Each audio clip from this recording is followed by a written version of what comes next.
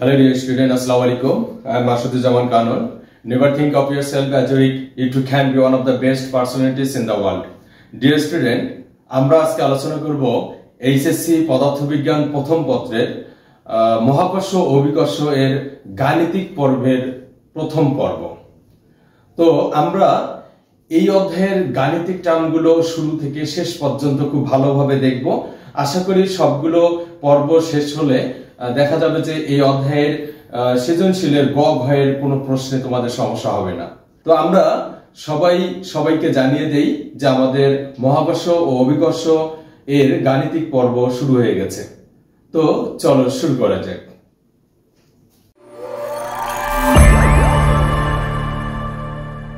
Dear student, আমাদের এখানে প্রশ্নে বলছে দেখাও যে কোন গ্রহের কেন্দ্রে অভিকর্ষ ত্বরণ শূন্য।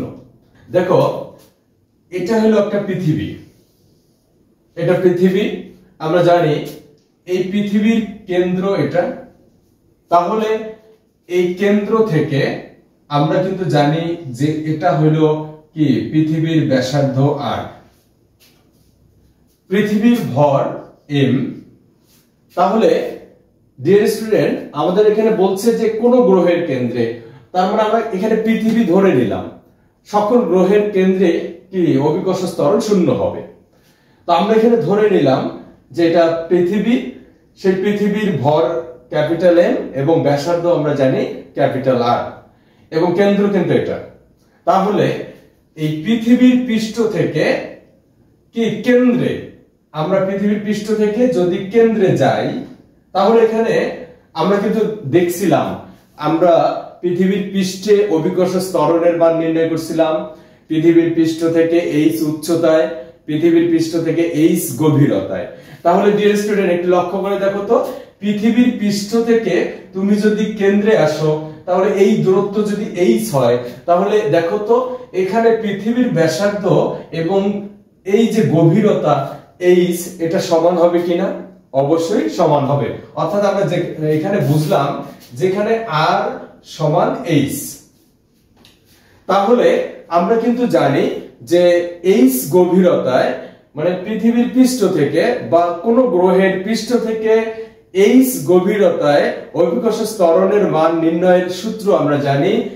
এটাকে আমরা g প্রাইম ধরলাম, মানে পৃথিবীর কেন্দ্রে অভিকর্ষ ত্বরণ, এটাকে g প্রাইম ধরলাম। g প্রাইম সমান আমরা জানি g into 1 minus h by r। আমরা এটা কিন্তু পৃথিবীর গভীরে অভিকর্ষ ত্বরণের সূত্রে কিন্তু জেনেছি যে g prime equal g into 1 minus h by r। তাহলে দেখো তো এখানে এই g টা কিন্তু হলো পৃথিবীর পৃষ্ঠে অভিকর্ষ ত্বরণের মান, অর্থাৎ g ইকুয়াল আমরা যেটা নির্ণয় করেছিলাম 9.8 মিটার পার সেকেন্ড স্কয়ার। তাহলে এখানে g টাকে আমরা আপাতত ঠিক রাখলাম। এই যে এখানে দেখো 1 মাইনাস, এই যে দেখো যদি r ইকুয়াল h হয়, যদি r ইকুয়াল h হয়, তাহলে এই h এর জায়গায় আমরা যদি r বসাই, তাহলে r বাই r, তাহলে দেখো g 1 minus r by r মানে কি কাটাকাটি করলে 1 হয়, তাহলে 1 মাইনাস 1 অর্থাৎ g ইনটু 0। তাহলে আমরা ফাইনালি লিখতে পারি g প্রাইম ইকুয়াল দেখো 0। এই জন্য পৃথিবীর কেন্দ্রে বা কোন গ্রহের কেন্দ্রে অভিকর্ষ ত্বরণের মান শূন্য হয়। আশা করি বুঝতে পারছো।